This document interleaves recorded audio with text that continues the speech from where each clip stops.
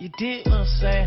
If they all hollers, I'm a counterfeit. Yeah, wanted money, I couldn't enjoy class. It's your boy, yadiiiigg, 4 I's, 2 G's, and today we're here to talk about Ugly God. And out of everybody who has come up out of the class of 2015 and 2016, Pussy Bacon, aka Ugly God himself, is the only one without a debut project. Lil Yachty, Lil Uzi Vert, 21 Savage, Kodak Black, Made in Tokyo, hell, even fucking Playboy Cardi have all dropped their first project since Getting On. However, the ever so eloquently titled Booty Tape is still yet to drop.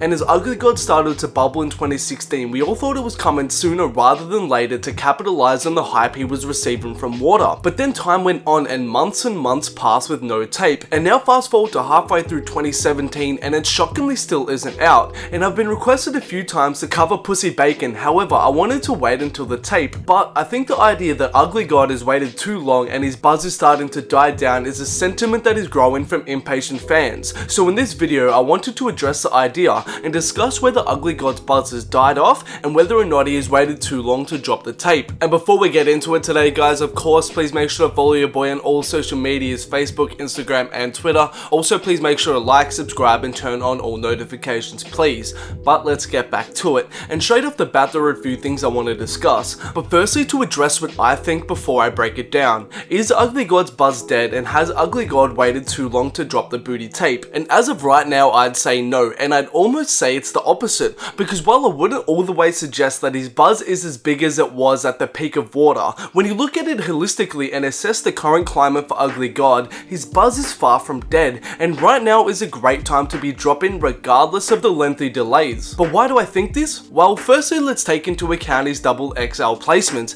and the thing is with this spot on the list is that barring any extreme circumstances, there was almost no way that Ugly God wasn't going to be on this year's list, and he would have been self-aware of this. So as of right now he is receiving all this attention and all of this discussion that he wouldn't have had back in late 2016 and early 2017, and with the cyphers in the freestyle he has a chance to turn thousands of people into fans. So the buzz and the attention that he has garnered off the back of the double XL list is a huge platform that Ugly God could capitalize on with the release of the tape, and an opportunity that only exists now and one that wouldn't have been so strong if he released it before his placement on the list. But that is only one reason, and moving on to his actual music, there is something to be said about the uniqueness of Ugly God's approach. I hesitate from calling it comedy rap because I think that doesn't accurately portray all of his music, but there is definitely a comedic undertone to many of his lyrics and how he portrays himself in his interviews, wherein both he is often hilarious, whether it be a quirky and amusing punchline or him sharing details about his life that rappers would normally try to hide or cover up.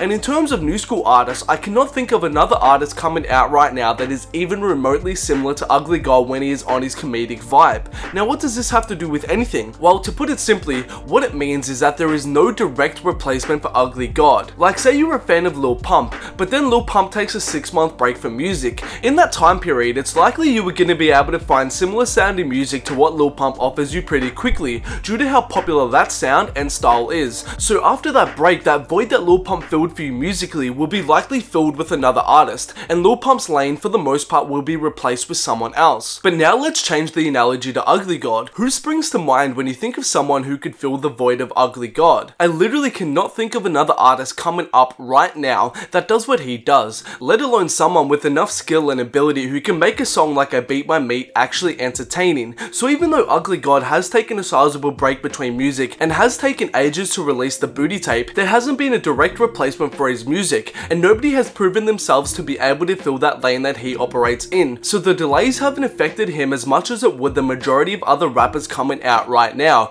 because his music is pretty much one of a kind in the new school, so nobody has been able to come into his lane, entertain his fans, and replace the hype and the buzz that they had for Ugly God with their own music. Rather, Ugly God's spot remains untouched. And on the topic of his music, the success of all of his material needs to be touched on. What can happen when a SoundCloud artist has such a huge hit early on in their career is that fans may only gravitate towards that sole song, and then in turn when that hit outgrows that artist, and as the song starts to fade, so does that artist's relevancy and buzz. We've seen this before with Rob Stone after Chill Bill died off, Nebuchadnezzar after Gassed Up started to settle down, and even a couple years ago with OG Mako and Bitch You Guessed It. The fans came for the hit and left when the hit was done. However, contrary to this is yadiiiigg, who despite only having one commercial hit has been able to come with several connecting songs outside of just Water. And when you consider the delay of his tape and the fact that he has only had one commercial hit thus far, the numbers for all of his songs are astounding. Despite only having 14 songs of his SoundCloud, every one of those is at least 1 million plays, aside from the recently released Fuck yadiiiigg, and this has given him some leverage delaying the release of the Booty tape for this long, as people aren't only interested in the hit. His fans didn't come for Water and then leave when the Water hype was done. Rather, the hype for yadiiiigg is still there. His fans enjoy all of his music, and he's been able to keep fans interested in new music by following up Water with connecting songs that have done huge numbers, in turn extending and prolonging the hype for both yadiiiigg and the Booty tape. And lastly, I wanted to touch on the current climate of who is coming up right now and who is dropping. Throughout 2016, there were several artists with gigantic buzzes who were coming out with their debut commercial projects and were able to translate to the mainstream with mega hits. You had the likes of Uzi, 21, Made in Tokyo, Kodak Black, A Boogie, Lil Yachty, all coming up, all dropping hits and all dropping their projects. Whereas compare that to right now, and in terms of artists that are having that commercial success, the only ones coming up right now are really Cardi and X. Sure, you could say people like Dex, Pump, Skay or Perp, but we have yet to see their buzz translate to the mainstream, as none of them have entered the Billboard Hot 100 once. So taking that into consideration, right now, compared to 2016 is a better climate for yadiiiigg to be coming up, as his direct competition for upcoming artists is only really X and Cardi, whereas 21, Uzi, Yachty and all those artists I just mentioned have already blown up, had their hits, dropped their projects and had their initial run in 2016, so he doesn't really have to compete with them as much right now. And in terms of competing and going up against each batch of artists, I think yadiiiigg is more likely to garner attention,